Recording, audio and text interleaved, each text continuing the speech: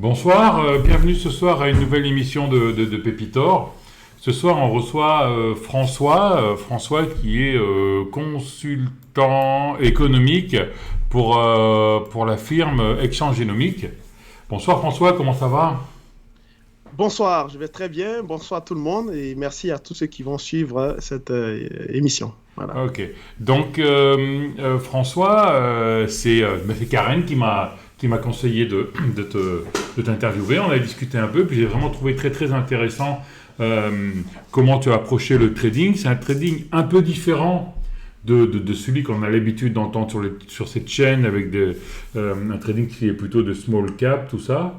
Donc on va parler un peu de ce trading. Toi, ton trading, c'est plutôt du trading sur indice en weekly, en jouant des ranges, c'est ça?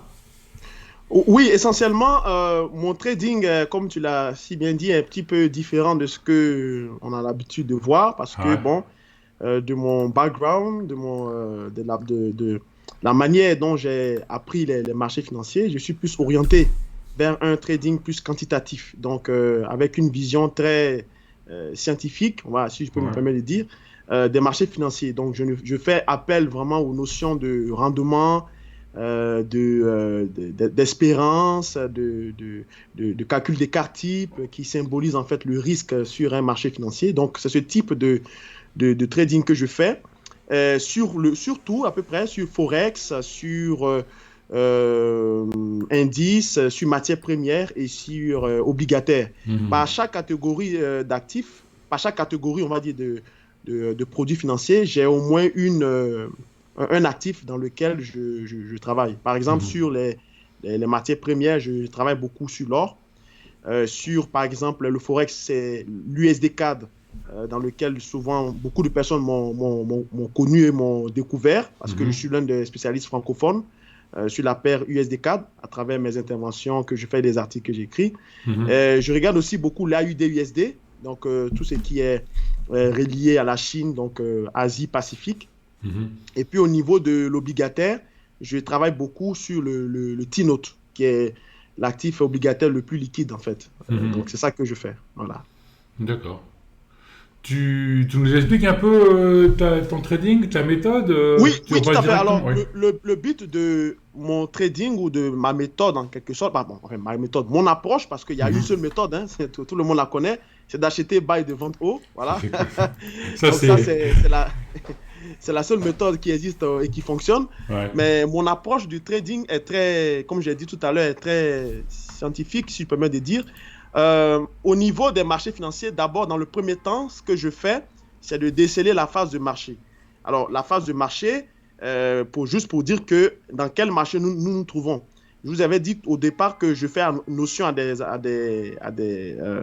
des notions d'économie. Donc, je regarde si on est dans un marché d'offres, hein, ou bien de demande. Voilà. C'est-à-dire un marché baissier ou un marché haussier, c'est ça ou Marché c'est. haussier, marché baissier, voilà. Donc, si on est dans un marché de demande, donc marché haussier, c'est-à-dire qu'on est en train d'acheter l'actif et la phase de marché va me le dire. Si c'est bien sûr baissier, est-ce qu'on est dans un marché d'offres? Donc, du coup, de chercher à vendre le plus haut possible, donc avoir la meilleure offre.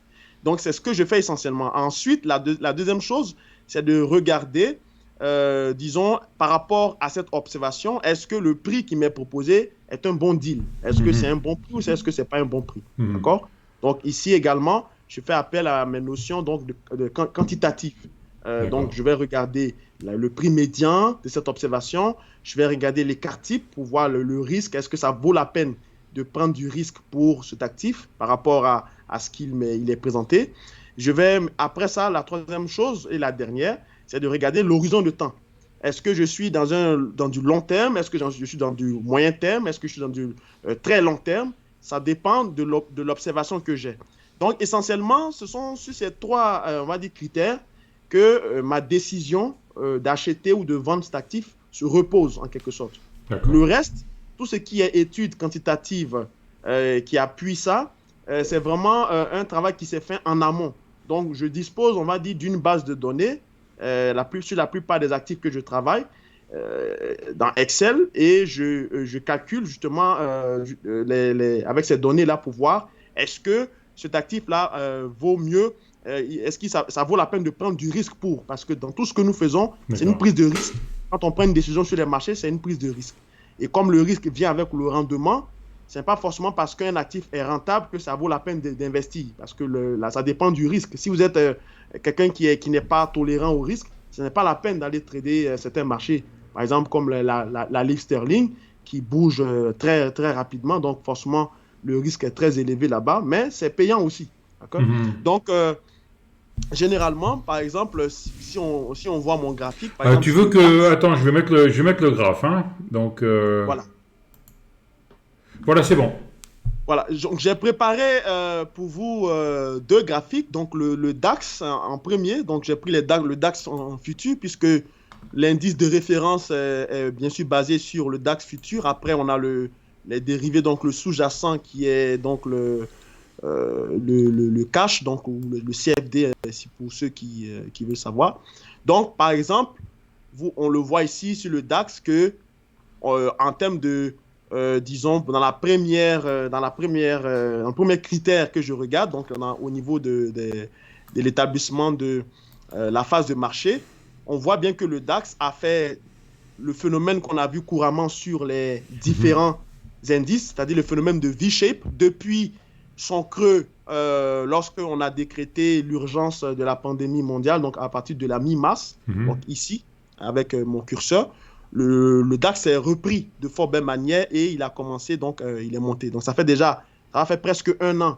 À partir du 15 mars prochain, ça fera un an jour pour jour que le DAX a fait pratiquement un rebond spectaculaire grâce au soutien des banques centrales et consorts.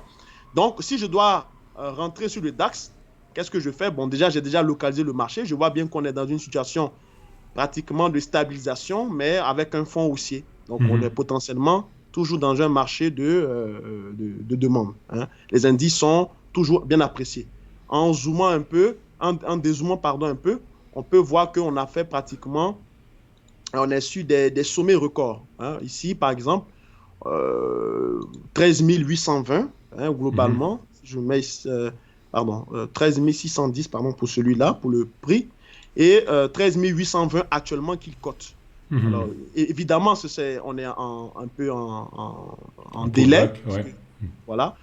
Et on est au-dessus de ce sommet. Donc, là, si je dois prendre la décision d'acheter ou de vendre, je vais bien sûr m'intéresser maintenant à la deuxième phase de mon observation. Par exemple, avec mes calculs que j'ai faits sur Excel, je vais repartager mon écran pour vous remettre sur Excel. Je ne sais pas si ça va... je te dis. Voilà, donc je mets ici, et voilà, je partage. Non, est-ce qu'on voit... Non, moi j'ai... Oui, c'est bon. Voilà. Donc, vous voyez ici le DAX, donc futur, donc sur la période, donc les données qui sont ici, ce sont les données de la période depuis le 15, la mi-mars, que j'ai répertorié ici. Donc, ici, ce sont les performances qu'ils ont affichées. Et là, ce sont donc la volatilité. Alors, on va revenir tout à l'heure, je vais vous montrer. C'est mensuel, c'est hebdomadaire? C'est hebdomadaire. D'accord. Ouais. Hebdomadaire. Et ce qui est ici, c'est bien sûr sa volatilité. Donc, quand on voit 36, ça veut dire qu'il a terminé la semaine avec un gain global de plus 36. Quand on a moins 244, ça veut dire qu'il a terminé la session hebdomadaire avec une perte de moins 244 au niveau de sa volatilité. Donc, j'ai répertorié ces données-là avec lesquelles je travaille essentiellement. Et j'ai des indicateurs, des agrégats que je surveille pour voir est-ce que ça vaut la peine d'acheter le DAX sur une moindre correction compte tenu de ces informations que j'ai ici. D'accord? Donc, on a déjà déceler notre marché. On sait qu'on est dans un marché de demande, donc on veut acheter. Cependant, on ne peut pas acheter à n'importe où et n'importe comment. Donc, on a besoin d'un prix adéquat qui va, on va dire, permettre de limiter notre risque. Comme vous le voyez ici, c'est marqué performance, average performance, donc performance moyenne sur la période que j'étudie. C'est un retour de 0,94%, donc à peu près 1% de performance positive si on décide d'acheter le DAX pour le restant de la période, donc sur un an. On va avoir comme retour à peu près en moyenne de 0,94%, donc à peu près presque 1%. La volatilité moyenne est de 98,55, donc à peu près Comment 100 points. la volatilité, c'est la moyenne de tout ce que tu nous as montré avant à C'est droite, c'est ça, ça? D'accord. c'est ça. La volatilité, c'est la moyenne du tableau qui est ici, là. D'accord. Ok. Donc, c'est ça qui me donne comme volatilité moyenne 98. Donc, en termes de volatilité, on gagne en moyenne 98, on va dire 100 points sur la période qui est étudiée. Au niveau de la variance, alors la variance, c'est-à-dire, c'est de combien, par exemple, que le DAX bouge par rapport à sa moyenne, d'accord? Il est donc de 0, donc de 0,16%, donc 0,16. Ça concerne plutôt pour la performance. En ce qui concerne pour la volatilité, là, on a quand même quelque chose de fou. On a à peu près 4464 points, d'accord? Donc, n'oubliez pas que c'est cumulatif. La variance, elle est cumulative sur la période en particulier. Donc, si vous voulez savoir à combien ça fait à peu près en termes de façon hebdomadaire, il faut simplement diviser justement sur cette période-là qui est ici, la période au niveau du DAX. Malheureusement, je ne l'ai pas fait, mais je le ferai tantôt pour spécifier. Mais on divise ça par le nombre de périodes sur laquelle on utilise. Donc, la variance, c'est quoi? C'est la différence entre le plus haut et une moyenne mobile ou quoi? La variance, c'est-à-dire c'est un peu la dispersion de la volatilité par rapport à sa moyenne. C'est-à-dire qu'on connaît la moyenne du DAX, c'est 100 points. Mais 100 points, ça c'est la moyenne, c'est-à-dire de manière globale, de combien de points le DAX évolue. Donc la variance, c'est-à-dire autour de cette moyenne, quels sont les écarts auxquels on peut s'attendre. Okay? Donc il se déplace plus ou moins environ de 4464 points avant de converger vers sa volatilité moyenne qui est à 100 points. C'est ce que ça veut dire. Donc, c'est une variation. Okay? Au niveau de l'écart type, donc l'écart type, bien sûr, comme vous le savez, ça symbolise le risque. Généralement, dans la finance, quand on parle d'écart type, c'est de savoir est-ce que cet actif-là est-il risqué ou pas. De façon standard, lorsque un écart type dépasse la barre de 1, hein, on parle souvent si on a un bêta unitaire, le bêta en unité en général, c'est quand un écart type est égal à 1. En général, ça veut dire que c'est un actif qui a un risque, on va dire, modéré. Quand il est en dessous de 1, donc entre 0 et 1, il est très conservateur, donc forcément, il ne donnera pas de rendement assez élevé. Et quand il est au-dessus de 1, on parle maintenant d'un risque alpha, donc c'est-à-dire d'un risque qui est très élevé, donc forcément un rendement plus élevé. Donc au niveau de l'écart type, qui est en quelque sorte la racine carrée de la variance, statistiquement, on a 4,02%, donc au niveau de la performance, bien sûr, donc l'écart type de la performance, et au niveau de l'écart type de la volatilité, donc ça c'est très important, c'est ce qui nous intéresse ici, c'est 462,88, donc à peu près 465 points au niveau hebdomadaire que je dois accepter en termes de risque si je veux viser un gain total à peu près de 4829 points. Autrement dit, mon ratio risque-reward, donc le risque par rapport à ce que je vise comme gain, puisqu'à la fin de la période, on a à peu près 4829 points, qui est comme notre take profit, en quelque sorte. Et puis notre stop loss, c'est ici, l'écart type de la volatilité. Donc, si vous voulez trader le DAX en quelque sorte au niveau hebdomadaire, ça veut simplement dire que si vous rentrez en position sur le DAX au niveau hebdomadaire, vous devez être prêt au moins à accepter un risque de volatilité de 465 points pour viser sur le reste de la période ce chiffre qui est ici. Donc, par rapport à ça, vous devez prendre votre décision. Est-ce que ça vaut la peine ou est-ce que ça ne vaut pas la peine? Donc, au niveau du risk-reward, on a un risk-reward de 1 pour 10, donc 10,43 à peu près. Donc, vous pouvez risquer 1 pour viser 10, mais sauf qu'il faut être prêt à accepter une volatilité à peu près de 465 points. C'est-à-dire que dans la plupart des cas, si on met un stop loss à 465, il n'est jamais touché, quoi.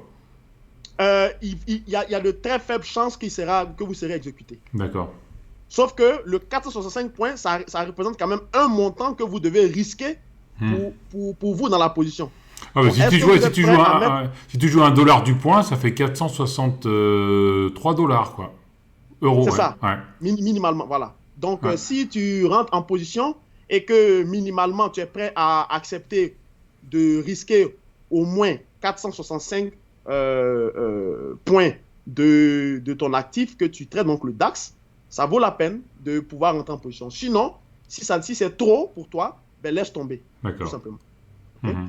Donc, ici, après, c'est des données, on va dire, secondaires. Bon, la performance nette, donc je voulais voir à combien on a gagné sur tout l'ensemble depuis mars 2015, 15 mars 2020, pardon, jusqu'à potentiellement, on va finir bientôt au 15 mars 2021.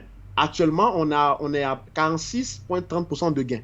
Mhm. Bon, donc on sait bien que ce chiffre est bien sûr parce qu'il y a la Banque centrale Ouais. qui est derrière. Donc, elle a Mhm. aidé. Et puis on a le pris DAX. on a pris un plus bas aussi. C'est ça. Mhm.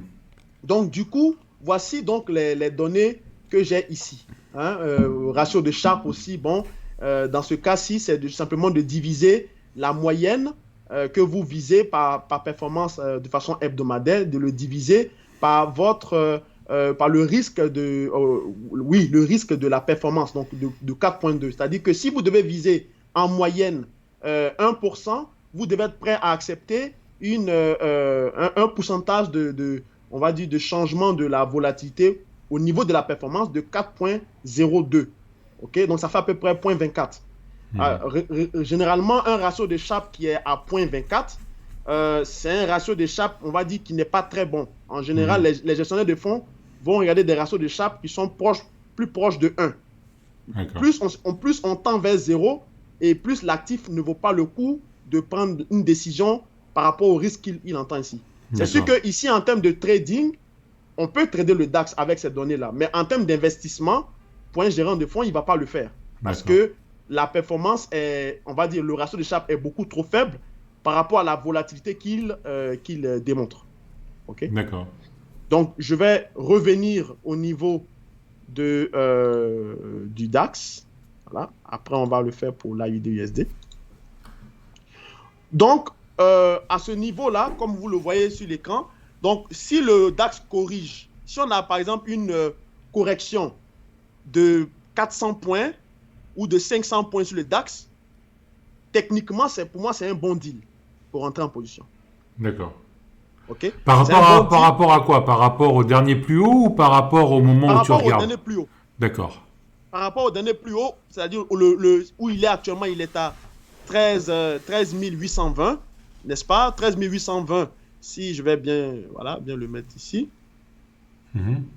Donc, s'il corrige de là jusqu'à le plus haut ici est à...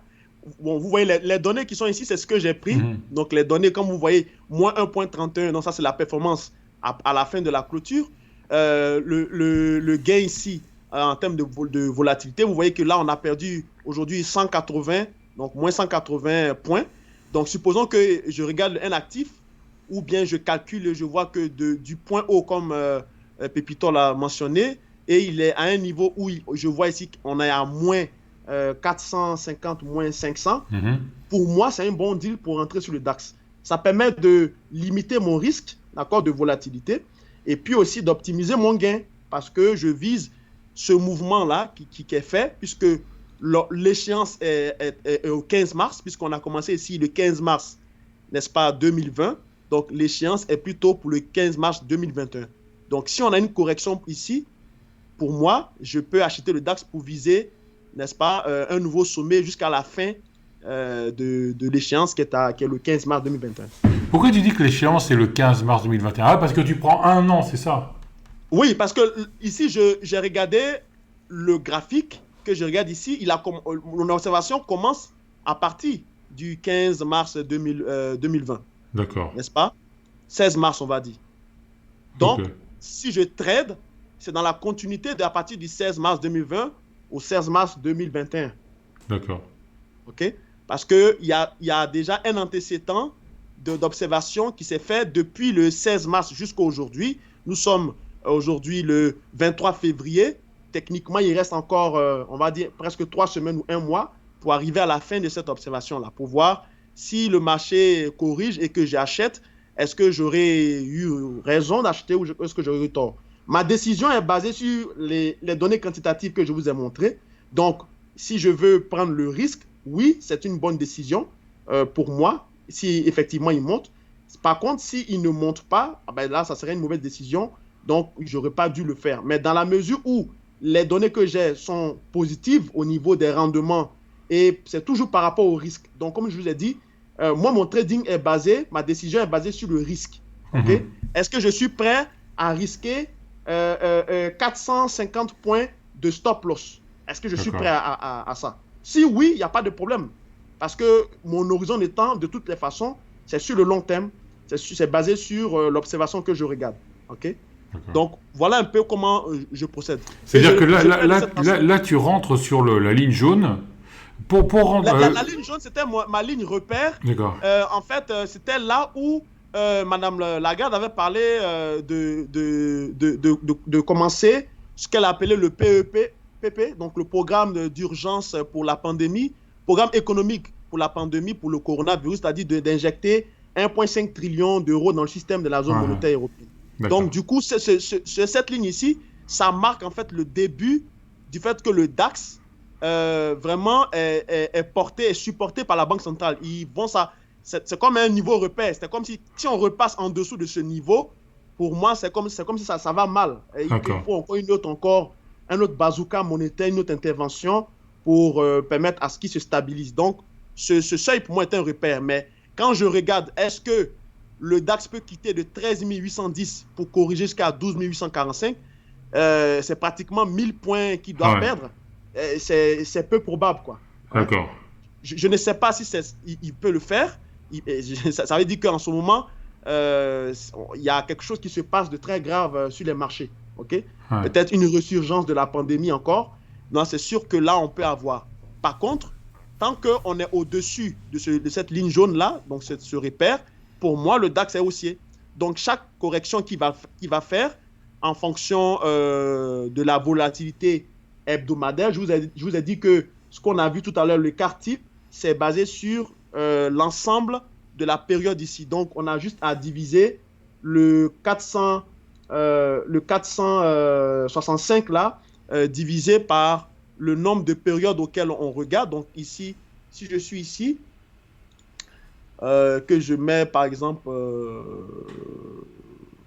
pardonnez-moi, je vais juste prendre le croissillon pour reprendre mieux. Pardonnez.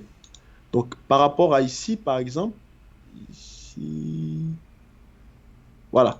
Donc, à peu près, on a à peu près 50 semaines, 50 barres, donc c'est des données hebdomadaires, donc on a 50 semaines.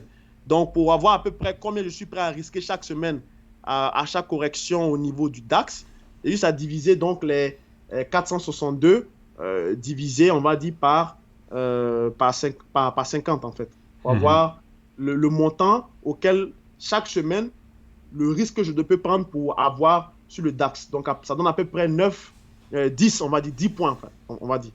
Donc, à chaque 10 points de fluctuation, si je suis à l'aise avec ça par semaine sur l'évolution du DAX, je peux prendre une position acheteuse ou ça dépend d'une position vendeuse à partir du moment où ça me donne un seuil où il arrive sur un sommet et je veux le shorter, en fait. D'accord. Donc, voilà un peu comment je procède. Alors, c'est la même chose pour tous les actifs financiers au niveau du Forex, au niveau par exemple, excuse-moi, je reviens. Par exemple, là, tu voudrais rentrer, qu'est-ce que tu ferais là aujourd'hui, par exemple, si tu as ça, ouais. Ici, pour moi, j'attendrai simplement une correction pour pouvoir le payer. Et la correction, c'est de combien de... Tu la vois graphiquement, ta correction, ou c'est les 480 que tu dis? Oui, la correction, je la vois graphiquement. On voit bien que depuis un certain moment, il est en train de stagner. On le voit ici, là. Ouais. Donc, ce range qui est ici, pour moi, donc c'est un range intermédiaire. Donc, si on arrive dans le bas du range, donc quasiment ici, et en fait, c'est même pas loin même du du seuil voilà, à peu près à 13 000, 30, 13 050. OK? Si on arrive là, moi, personnellement, je payerai le DAX. D'accord. Je payerai le DAX et j'attendrai justement qu'on retrouve d'abord, donc qu'il remonte les niveaux initiaux avant certainement de sortir donc de ce range de stabilisation pour aller faire des plus hauts. Vous comprenez? D'accord. Mon stop loss, bien sûr, sera mis en tenant compte de l'écart type qu'on avait vu tantôt. Ouais. Donc, si je rentre ici, je mettrai un stop loss, donc 13 000 moins à peu près, moins 480 ou 450 points ou 500 points. Donc, je mettrai un stop loss 500 points plus bas et je le laisserai pour qu'il vise, pour qu'il parte chercher les 14 400, 14 500, et ainsi de suite. D'accord. Donc, voilà comment moi je travaille. Après, en ce qui concerne les take profit, ils sont bien sûr déterminés en fonction des données que j'ai, donc des performances que je cherche, et par rapport aussi à mon money management. Donc ça, c'est laisser libre au trader ou bien à l'investisseur de se trouver un take profit ou un objectif qui correspond à ce qu'il cherche à prendre sur le marché. Mais dans tous les cas, il faut qu'il sache que lorsqu'il rentre en position sur un marché, il doit comprendre dans quel marché, dans quelle phase de marché il se trouve. Il doit comprendre dans quel type de données en termes d'espace temporel pour qu'il puisse au moins avoir un objectif. Est-ce que je pense, si je rentre ici, la question que je me pose, c'est est-ce que je crois que dans les prochaines 3 semaines, le DAX fera un plus haut? Donc, si je me pose la question, si je décide d'acheter, ça veut dire que je crois que dans 3 semaines ou dans 1 mois, le DAX sera au-dessus de là où est-ce qu'il était lorsqu'il a corrigé. Si je pense que ce n'est pas possible, je ne le fais pas. D'accord. Donc, il faut être patient, quoi. Faut attendre que ça corrige, quoi. Si ça ne corrige pas, tu ne rentres pas. Non, tant que ça ne corrige pas, je ne rentre pas. Parce que j'ai besoin d'un bon prix. J'ai besoin d'avoir un prix qui limite mon risque et puis qui optimise mes gains. Là où est-ce qu'il est actuellement? Il est sur un sommet, donc il est sur une résistance, okay? Donc une résistance qui devient support. Donc en intraday, ça se paye pour faire de la stratégie intraday. Mais si tu veux rentrer pour faire du swing, il faut être un peu plus gourmand ou exigeant. D'accord. Si ce n'est pas le cas, ce n'est pas grave. De toutes les façons, au vu du risque que j'ai vu, avec mes données quantitatives, je ne sais pas si je serai à l'aise à avoir de telles fluctuations si je rentre sur le DAX. Donc, j'ai besoin vraiment d'avoir une bonne correction pour me rassurer, pour pouvoir au moins rentrer en position. D'accord. Voilà pourquoi je ne prends pas beaucoup de positions. Dans la semaine, si j'ai trop pris comme position, maximum, c'est 2 positions par semaine. D'accord. Et toi, tu me dis que tu fais ça en fait le dimanche, c'est ça, non, normalement? Le dimanche soir, voilà, les dimanches soirs et les samedis, je répertorie tous les actifs financiers que je vais surveiller cette semaine. Ensuite de cela, je mets les données dans mon classeur et puis je regarde celles qui possèdent la meilleure opportunité, soit d'achat ou de vente, en termes de support et de résistance. Donc, est-ce qu'on est dans un marché d'offres ou est-ce qu'on est dans un marché de demande? En fonction de ça, en fonction des données aussi. Et je décide de dire, bon, à l'ouverture le dimanche soir ou bien le lundi matin, j'achète ou je vais le vendre, dépendamment de ce que je vois. D'accord. C'est ce que je fais. Chaque semaine, et voilà, chaque semaine, donc 4 fois par mois. Voilà. D'accord. Très intéressant, ouais. Et donc, ça, en moyenne, ça te donne 2 trades par semaine? Ouais. Mais 2 trades par semaine, tu es beaucoup investi sur chaque trade ou comment tu choisis par rapport à ton capital? Le money management, tu mets 10%, 20%, 30%? Non, ben, en ce qui concerne le money management, moi, j'investis en fonction de l'écart type. Si l'écart type est très grand, je ne vais pas mettre beaucoup d'argent là-dessus. Je vais mettre peut-être maximum 0,5 ou 1% de mon capital maximum. Si l'écart type est très faible, là, je peux aller souvent même à levier 30. Hein. D'accord. Parce que je ne m'attends pas à ce que ça y ait de grandes volatilités basées sur ce que je vois. Donc, à ce niveau-là, si ça ne bouge pas trop, donc je mets des bons montants dessus. Et puis, je surveille le trade durant toute la semaine pour voir jusqu'à la fin de la semaine, donc à la clôture, donc au vendredi à 18h ou 19h, quelle est l'issue du trade. Parce que je m'assure aussi de couper toutes mes positions avant la clôture.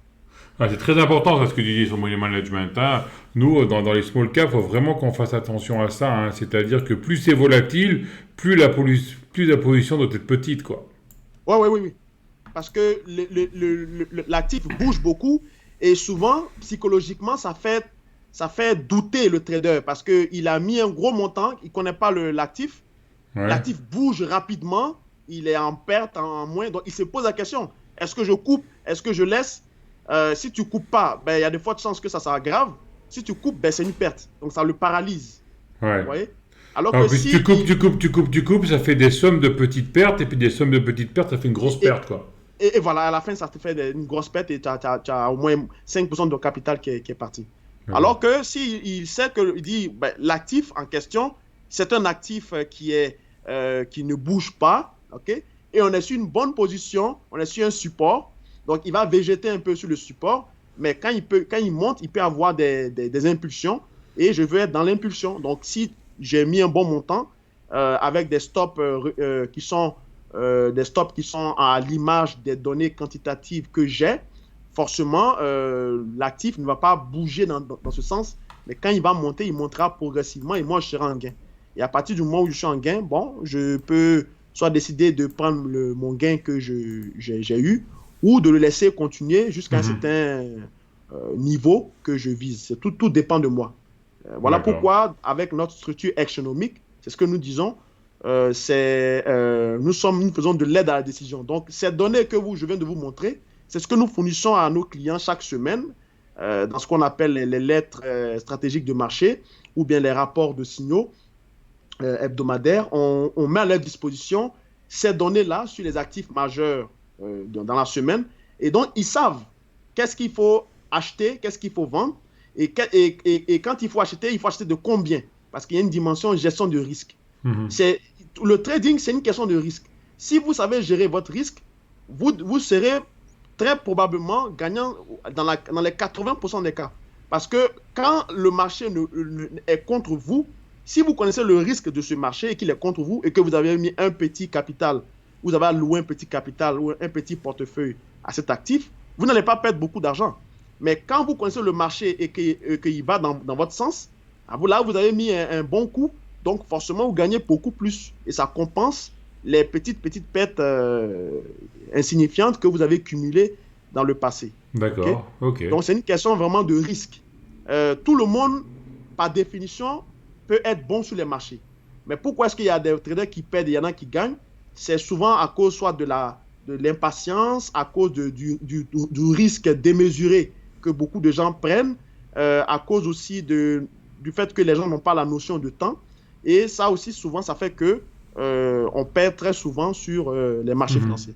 Dans le cas du DAX, tout le monde, je n'apprends rien à tout le monde, aux auditeurs, que le DAX est un actif qui est extrêmement volatile. Tout le monde sait. Mais pourtant, il y a des gens, quand ils traitent le DAX, ils foncent vraiment, ils y vont fort. Okay? Alors qu'ils savent très bien que le DAX est très volatile.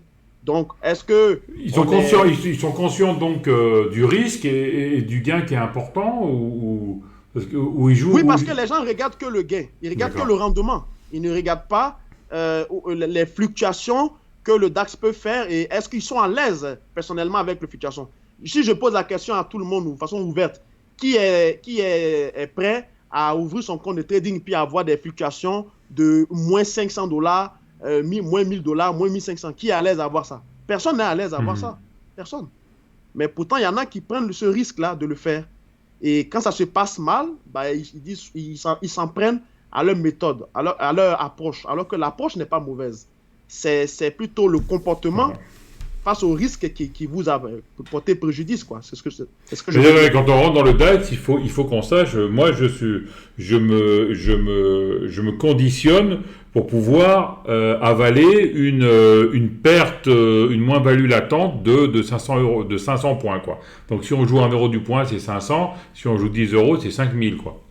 C'est ça. Donc, si tu es prêt à avoir une fluctuation ou bien une perte potentielle de moins 500 euros à 1 euro du point, tu peux aller travailler sur le DAX. Si tu n'es pas à l'aise, ce n'est pas la peine de le faire. Et tout est fonction de ton capital. Il y en a qui peuvent se permettre 1 euro du point, il y en a qui peuvent se permettre seulement 10 centimes d'euros du point, et ainsi de suite. Donc, ça dépend vraiment de votre capital. Il y en a qui vont rentrer 1 euro du point. S'ils perdent 500 euros, ça représente peut-être 0,25 de leur capitaux. Donc, il n'y a pas besoin de s'affoler pour ça. Ça peut se rattraper à tout moment. Par contre, s'il y a des gens qui ont un compte à 1 000 euros et qui rentrent à 1 euro du point parce qu'avec la marge, on leur permet de faire ça, mais s'ils perdent 500 points, il a perdu quasiment 50% de son capital. Ouais. Et quand c'est comme ça, au niveau du système, c'est mort, tu n'es plus tranquille, tu es déstabilisé parce que la moitié de ton capital est partie en fumée. Ouais. Juste à cause d'une question de risque. C'est pas ton approche qui est mauvaise, ce n'est pas ta technique de trading qui est mauvaise, non, c'est une question du risque. Le risque, ça peut être le money management aussi ou... Non, le money management, c'est en fait ton style de gestionnaire. C'est-à-dire que est-ce que tu es un gestionnaire qui est très agressif ou est-ce que tu es un gestionnaire qui est très conservateur ou est-ce que tu es un gestionnaire qui est très modéré, tu vois? Alors que le risque, lui, il est proportionnel, n'est-ce pas, au marché, à l'actif que tu travailles. Il y a des gens qui disent, moi, je m'en fiche, même si l'actif est volatile, je peux mettre quand même 2% par trade sur ma position. Et ils gagnent. Il y en a qui gagnent. Donc, il gagne à partir de quoi? Il gagne à partir du moment où il est prêt à perdre de l'argent, où il accepte de perdre. Tu vois? Ouais, donc c'est vraiment pour gagner, il faut savoir, pour savoir gagner, il faut savoir perdre, quoi. C'est ça. C'est uniquement ça. Et généralement, si tu cherches à uniquement gagner, tu vas perdre. Mais si tu cherches à ne pas perdre, tu vas forcément gagner. Parce qu'il y a seulement 2 cas possibles. Vous comprenez? Donc, généralement, les traders qui savent gérer le risque sont souvent le plus rentables.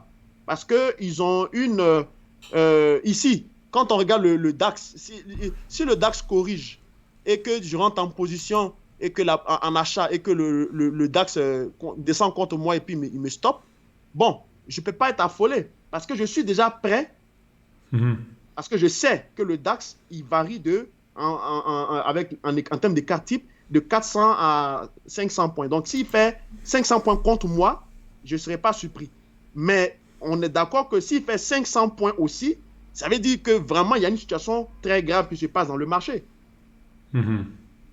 Alors, donc, forcément, quand je mets 500 points comme stop loss, il y a de très faibles chances que je sois invalidé. Il y a de très faibles chances. D'accord. Ok. D'accord, très intéressant. Tu nous mets un autre actif? Tu voulais faire l'or aussi? Oui, je vous mets un autre actif. On va aller sur l'AUD USD. Donc, l'AUD USD qui est ici. Alors, l'AUD USD, je l'ai préparé hier. Donc, on le voit ici pour... on a une dynamique de l'inflation qui est en cours. On a une dynamique aussi de rendement obligataire. Donc, l'argent ou la dette devient de plus en plus payant. Donc, forcément, ça alimente des velléités de reprise de la croissance mondiale. Donc, tout ce qui est matières premières industrielles, donc comme le cuivre, ainsi de suite, part à la hausse. D'accord? Donc, l'AUD-USD qui est corrélé au cuivre du côté du commerce avec la Chine, donc sa proximité commerciale avec la Chine, et puis aussi du fait qu'il y a beaucoup de réserves et de compagnies d'extraction minière, tout comme au Canada aussi, au niveau de l'or. Donc, l'AUD-USD a profité de la faiblesse du dollar depuis la période de la pandémie. Donc, encore une fois de plus, on revient encore à notre stade initial qui est du 15 mars, donc ici. Voilà, donc le 15 mars, c'est comme la date à laquelle l'urgence mondiale a été décrétée, donc comme pandémie. Bon, 16 mars, on n'est pas à un jour près. Donc ici, vous voyez qu'après ce creux, à peu près de l'AUD à 0,55, il est passé dans une dynamique acheteuse et on s'en va quasiment toucher le seuil, la zone des 0,80, 0,81. Okay? Donc, pour celui qui trade l'AUD-USD, ici, c'est une situation extrêmement intéressante. On va le voir tout à l'heure dans le tableau. Donc, j'ai pris encore, vous voyez, si je prends mon croissillon ici et je le mets sur chaque bougie, ça me donne des chiffres ici. Ouais. Donc, si je mets ici, on a par exemple un gain à la clôture hebdomadaire d'environ 230 pips, donc Mhm. 0,2287. Donc, vous le multipliez par un 10 millième, donc en termes, pour avoir sa valeur en pips, vous allez avoir 200, à peu près 230 pips pour un gain de 3,25 à la fin de la semaine. OK? Mhm. Donc, ce mouvement qui s'est fait ici euh, démontre simplement que l'AUD est en bonne marche à cause, bien sûr, de la reprise du côté de la Chine et puis de l'affaiblissement du dollar. Donc, si je dois rentrer en position sur l'AUDUSD, je rentrerai en achat. Cependant, encore une fois de plus, je dois avoir un bon niveau pour chercher à avoir un bon deal, hein, Mhm. pour viser. Donc, soit qu'est-ce que je fais? Soit j'attends tout simplement, puisqu'il y a une résistance qui est ici. J'attends simplement qu'on casse la résistance et puis j'achète tout simplement en fonction des données si ça m'arrange, ou soit j'attends une correction. Alors la question c'est, est-ce que il va y avoir un échec ici au niveau des 0,80, 0,81? On verra, d'accord? Si on se Mhm. base sur ce qui s'est passé dans le passé, il y a de fortes chances qu'on corrige, hein. Vous voyez que c'est une zone qui a été testée au moins 3-4 fois. Donc, ça renforce, disons, le fait que le marché risque de corriger ici. Mhm. Et s'il corrige par rapport à la phase de marché dans laquelle nous sommes, ça peut être aussi une bonne opportunité d'achat. Par exemple, on voit bien ici, vous voyez avec moi, qu'on est dans un canal ascendant, n'est-ce pas? Un truc comme ça, là. Globalement, je ne suis pas très bon en châtisse, ce Mhm. n'est pas ma spécialité, mais on voit bien qu'on est dans un couloir. Donc, s'il vient sur le sommet, n'est-ce pas, ici, et qu'il corrige ici, ben, je peux le payer, n'est-ce pas? Je Mhm. peux le payer pour aller viser la cassure, non seulement de la résistance, et plus haut. Même s'il arrive ici qu'il bloque au niveau de la résistance, ce n'est pas grave, puisque j'ai déjà payé ici. Donc, Ouais. j'ai le Ouais. temps de me mettre break-even et puis de le laisser courir pour qu'il puisse casser la résistance afin de pouvoir poursuivre l'horizon de temps, encore une fois de plus, qui est ici à partir du 15 mars. Donc, mon échéance, c'est forcément jusqu'au 15 mars 2021. Donc, la question, c'est de savoir, est-ce que d'ici le 15 mars 2021, je pense que l'AUD-USD sera au-dessus de sa résistance historique de 0,80, 625, 0,81, 225. Cette question, qu'est-ce qui va répondre à cette question? Ça, c'est l'actualité macroéconomique fondamentale, les anticipations sur les chiffres de Mhm. l'emploi, de l'inflation, mes données aussi quantitatives que j'ai par rapport au retour qu'ils offrent. Donc, ces données-là, les investisseurs ont ça devant eux. Donc, ils peuvent forcément aussi prendre la décision d'investir ou de miser sur l'AUD-USD au niveau des échéances futures. Alors, on va aller voir qu'est-ce que ça donne les données D'accord. au niveau de l'AUD-USD comme au niveau du DAX. Alors,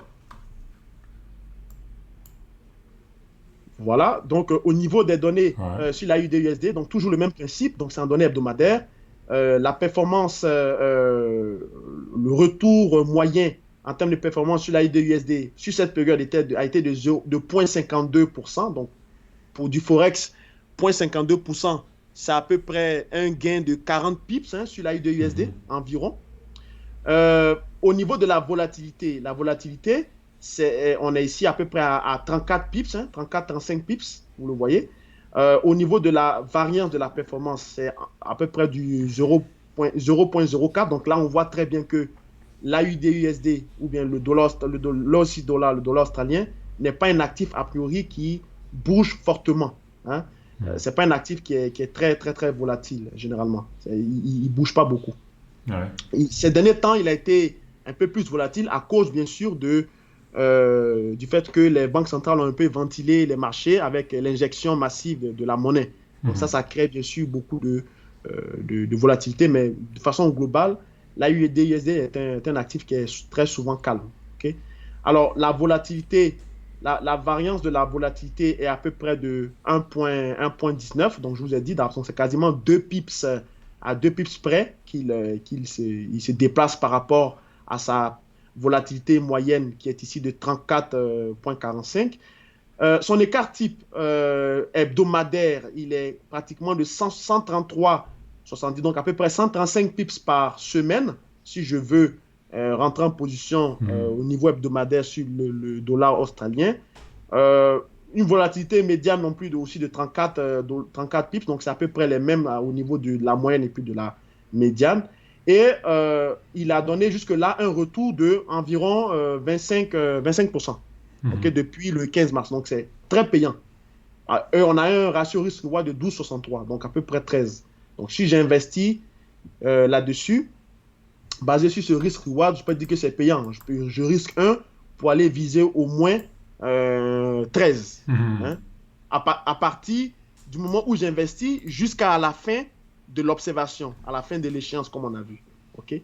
Donc, par rapport à ça, l'AUD-USD, sur pratiquement presque un an, il a gagné environ 1700 pips. Okay? Donc, quand j'ai ce détail, je vois que AUD-USD est bullish. Je le vois sur le graphique, je le vois aussi dans les données. Cependant, on le sait, dans toutes les méthodes de trading, c'est d'acheter bas et de vendre haut. Donc, si je veux acheter l'AUD-USD, je ne peux pas acheter là où il est. Il faut que j'attende d'abord une correction de l'ordre au moins en termes hebdomadaires de 135 pips, ou bien une correction intraday à peu près alentours de l'ordre de 20 pips à peu près en intraday pour payer. Mais si c'est hebdomadaire, il faut que j'attende au moins après une semaine, donc une correction à peu près de 133 pips, une perte de 133 pips ou 135 à la fin de la semaine pour décider d'acheter et que je suis confortable avec le fait que je peux risquer de perdre à peu près 135 pips. Ça serait mon stop loss. Donc, si je rentre en position sur l'AUD-USD, le maximum que je puisse m'autoriser à perdre, c'est de 135 pips. Est-ce que je suis prêt, en fonction du montant et en fonction de mon capital, de perdre 135 pips pour les 3 semaines qui vont venir? C'est la question que je me pose. Ok. Donc, en fonction de ça, si je reviens sur le graphique, donc vous voyez que ici, on est quand même dans un mouvement qui est propre. Hein. Techniquement, il y en a beaucoup parmi vous qui aiment beaucoup le chartisme. Ça, c'est propre. Hein. Vous voyez bien, le marché, il monte, il corrige, il monte, il corrige, il monte, il corrige, il remonte. Donc, on attend certainement un autre mouvement de ce type pour pouvoir se positionner sur l'AUD-USD pour aller viser en un premier temps la résistance, ou si on n'a pas envie, ou bien si le marché ne semble ne pas vouloir corriger, on attend simplement une stratégie de cassure, donc d'attendre que le marché il casse bien sûr cette résistance pour se positionner et puis viser les prochains sommets qui sont déjà très loin, hein, les sommets de pratiquement les 94. Alors, à ce niveau-là, vraiment, il faut que le dollar, bien sûr, soit pratiquement vers les environ 75 points sur le DXY pour avoir un AUD-USD aux alentours des 0,90-93. D'accord. Okay? Donc, voici mon trading. C'est tout. Très, très intéressant, surtout que nous, dans notre vie quotidienne sur les smalls, c'est bien de rappeler le gain, le risque, toujours trouver une meilleure entrée, c'est-à-dire pas rentrer comme ça en disant « Ah ben ça monte, donc je rentre ». Non, avoir un plan en fait, soit sur une cassure, soit sur un support. Et puis surtout, savoir le risque qu'on prend à chaque fois, quoi. Oui, tout à fait, parce que je le dis souvent, la plupart du temps, les traders indépendants ou particuliers, si vous préférez, ne sont pas nécessairement nuls. Hein. Ils perdent de l'argent parce que ils sont souvent beaucoup trop impatients, ils n'ont aucune connaissance du risque des actifs sur lesquels ils travaillent, et ce qui fait qu'ils prennent de mauvaises décisions. Parce qu'en d'autres termes, tout ce que nous avons vu, ça sert à une seule chose, c'est est-ce que j'achète ou est-ce que je vends? Si j'achète où? Si je vends, je le vends où? Okay? Et c'est basé sur quoi? Donc, tout ça, on fournit ces informations-là avec Exchangenomics. Et puis aussi, on rappelle aux gens pour dire, attention, c'est vrai que tu sais que le marché est haussier, mais est-ce que tu es prêt à supporter des fluctuations de quasiment l'équivalent de 3% de ton capital? Si tu es d'accord, let's go. Mais si tu n'es pas d'accord, oublie ça. Oublie ce marché et passe à autre chose. Ouais, tu vois? Okay. Donc, c'est totalement ça. Ceux qui ont, je fais un petit crochet, par exemple, pour ceux qui travaillent sur le Bitcoin. Aujourd'hui, quand on regarde le Bitcoin, tout le monde a le regret. Tout le monde dit ah, mais j'aurais dû l'acheter en 2009. Effectivement. Donc, il fallait l'acheter, mais est-ce que les gens étaient prêts pour le risque? Parce que là, on le voit après coup, c'est facile. Mais si justement les gouvernants avaient réussi à l'éliminer, les traces du Bitcoin, c'était de l'argent que vous aurez perdu.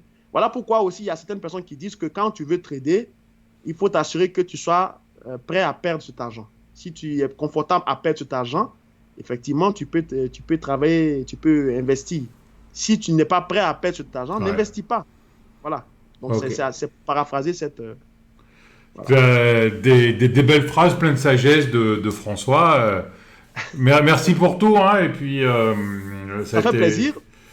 Donc, tu regarderas un peu les commentaires et si tu veux répondre, je pense qu'il y aura pas mal de questions pour savoir un peu comment ça marche, etc.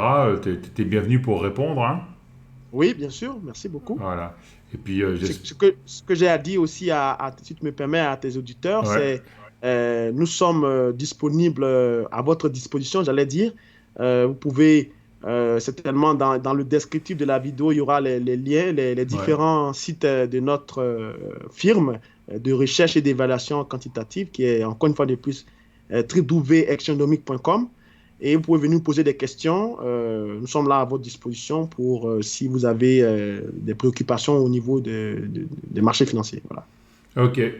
Merci François, puis à bientôt alors. Merci beaucoup Pépitor. Au revoir, au revoir. Au revoir.